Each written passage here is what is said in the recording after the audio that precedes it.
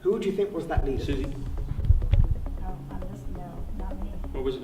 Liz? No, So she Liz. had, I think the first Liz's person to first speak idea. is the Yeah. person that initiates it. See, I think you're the leader, Meredith. So what does that mean about leadership? Be more than one I agree. person too. Because you also have the person that wasn't asked but is running to the end because we still had further to go. Leadership takes on different forms.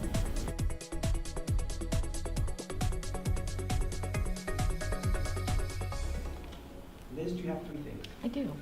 I'm going to work on transference of leadership, that maybe it's somebody else's turn, even though I'm the designated leader in what I'm doing. Let's talk about that one. How is that going to bring value to AED?